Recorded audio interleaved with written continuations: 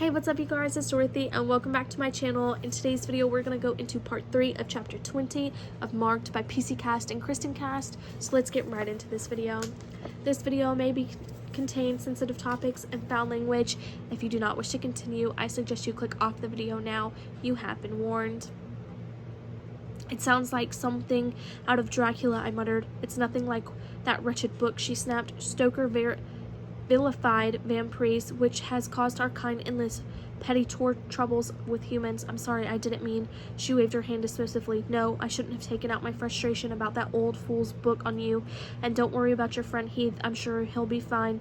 You said that he was smoking and drinking. I am assuming you mean marijuana. I nodded. But I don't smoke, I added. Actually, he didn't used to, and neither did Kayla. I don't get what's happening to them. I think they're hanging out with some of those druggy football players from Union, and none of them have enough sense to say no. While his reaction to you might have been more to do with his level of intoxication than a possible imprint. She paused, pulling a scratch pad out of her desk drawer and handing me a pencil. But just in case, why don't you write down your friends' full names and where they live? Oh, and add the names of the Union football players too, if you know them. Why would you need all of their names? I felt my heart fall into my shoes. You're not going to call their parents, are you? Nefret laughed. Of course not. The misbehavior of human teenagers is no concern of mine. I only ask so that I can focus my thoughts on the group and perhaps pick up vestiges of a possible imprint among them. What happens if you do? What happens to Heath? He's young and the imprint will be weak, so time to distance should make it fade eventually. If he actually imprinted in full, there are ways to break it. I was about to say that maybe she should go ahead and do whatever she did to break an imprinting when she continued. None of the ways are pleasant. Oh, okay. I wrote the names and addresses for Kayla and Heath. I didn't have a clue what the Union guys lived, but I did remember their names. Nefret got up and went back to the classroom to retrieve a thick textbook whose title in silver letters read Sociology 415.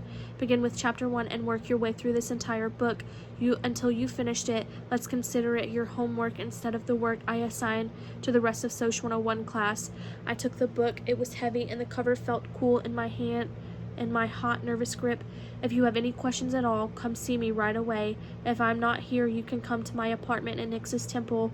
Go to the front door and follow the stairs on your right. I am the only high priestess at school right now, so the entire second floor belongs to me. And don't worry about disturbing me. You're my fledgling. It's your job to disturb me, she said with a warm smile. Thank you, Nefret. Try not to worry. Nyx has touched you, and the goddess cares for her own. She hugged me. Now I'm going to go tell Professor Nolan what's been keeping you. Go ahead and use the phone at my desk to call your grandma. She hugged me again and then closed the classroom door gently behind her as she left. I sat down at her desk and thought about how great she was and how long it'd been since my mom had hugged me like that. And for some reason, I started to cry. That's the end of this chapter. I will see you guys in the next video.